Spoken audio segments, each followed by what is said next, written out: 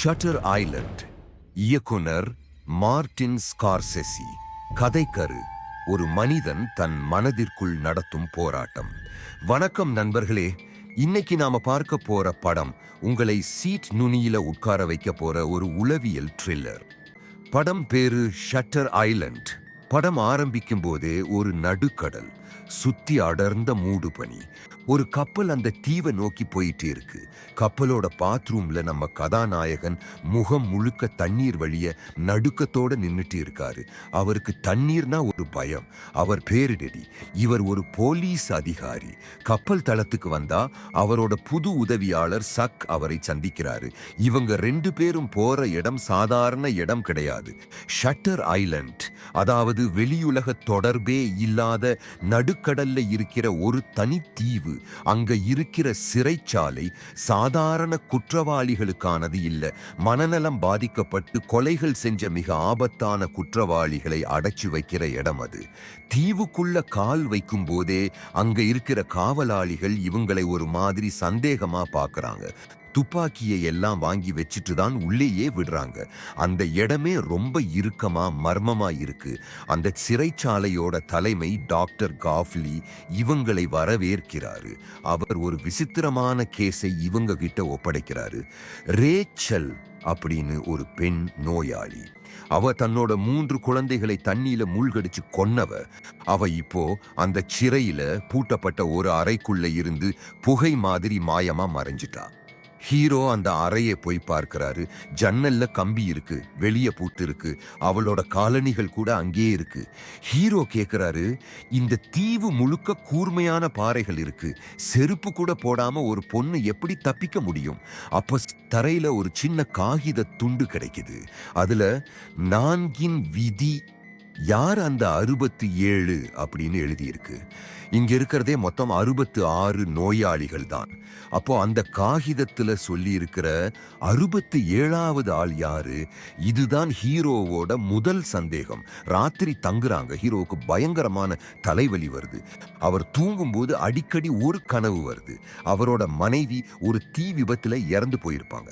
அந்த கனவுல அவங்க நான் இன்னும் சாகல, அந்த பொண்ணு ரேச்சல் இங்க தான் இருக்கா, அவளை கண்டுபிடி அப்படின்னு சொல்றாங்க. ஹீரோவுக்கு தூக்கி வாரி போடுது. அப்பதான் நமக்கு ஒரு விஷயம் புரியுது.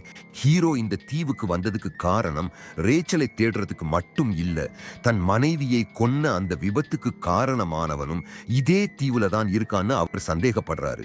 அவனை பழிவாங்கத்தான் ஹீரோ இங்க வந்திருக்காரு. திடீர்னு அந்த தீவுல ஒரு பெரிய புயல் அடிக்குது. கரண்ட் கட் ஆகுது.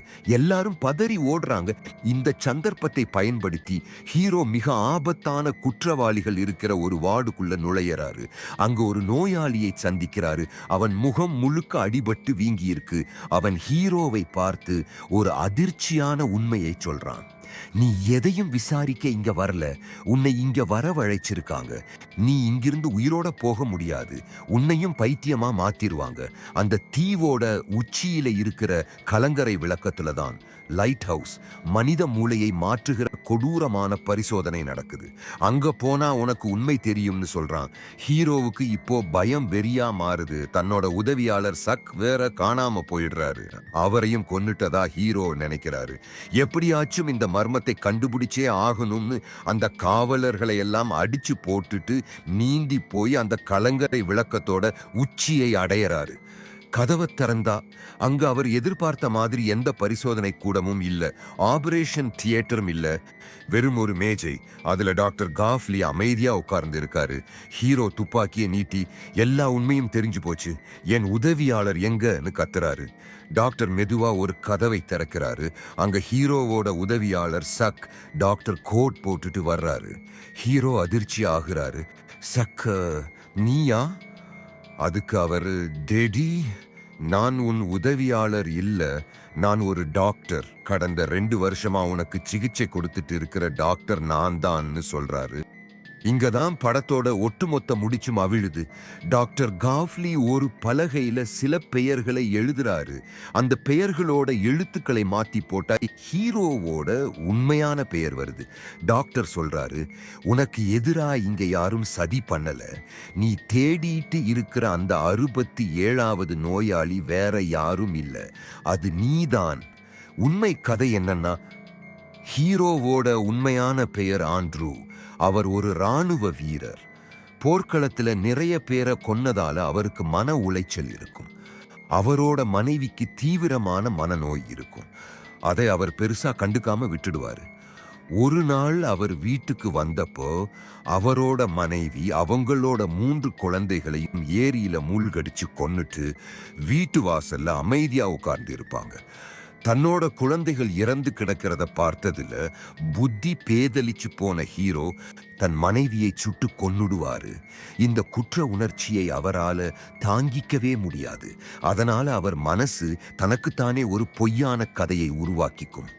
நான் என் குழந்தைகளை காப்பாற்ற தவறின ஒரு தந்தை இல்லை, நான் ஒரு போலீஸ் அதிகாரி, நான் ஒரு வழக்கை துப்பறிய வந்திருக்கேன்னு அவரையே நம்ப வச்சுப்பாரு. டாக்டர் என்ன சொல்றாருன்னா, உனக்கு உண்மையை புரிய வைக்கத்தான் இந்த தீவுல இருக்கிற நாங்க எல்லாரும் சேர்ந்து இத்தனை நாளா நாடகம் ஆடணும். நீ போலீஸ் மாதிரியே நடிச்ச, நாங்களும் அதுக்கு தகுந்த மாதிரி நடிச்சோம். இப்போவாச்சும் உண்மையை ஒத்துக்கோன்னு சொல்றாரு. இந்த அதிர்ச்சியில ஹீரோ மயங்கி விழுறாரு. கண் முழிச்சு பார்க்கும்போது அவர் உண்மையை ஏத்துக்கிறாரு. ஆமா, நான் ஆண்ட்ரூ தான், என் குழந்தைகளை நான் தான் காப்பாத்த தவறிட்டேன்னு அழுதுறாரு.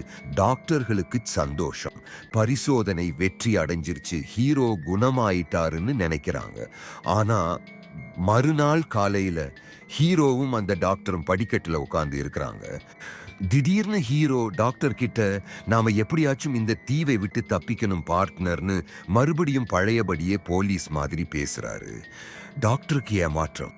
இவன் சரியாகல, இவனுக்கு திரும்பவும் பழைய ஞாபகம் வந்துருச்சு, இவனுக்கு இனிமே மூளை அறுவை சிகிச்சை செஞ்சு ஜடமாக்குறத தவிர வேற வழி இல்லைன்னு தூரத்துல இருக்கிறவங்களுக்கு சிக்னல் கொடுக்கிறாரு. நர்ஸுகள் அவரை கூப்பிட வர்றாங்க. ஹீரோ எழுந்து போறாரு. அப்போ டாக்டர் கிட்ட கடைசியா ஒரு வார்த்தை சொல்லுவாரு.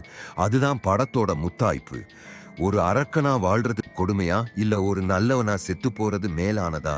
இதோட அர்த்தம் என்னன்னா, ஹீரோவுக்கு பைத்தியம் தெரியலன்னு இல்ல, அவருக்கு எல்லாமே ஞாபகம் வந்துருச்சு.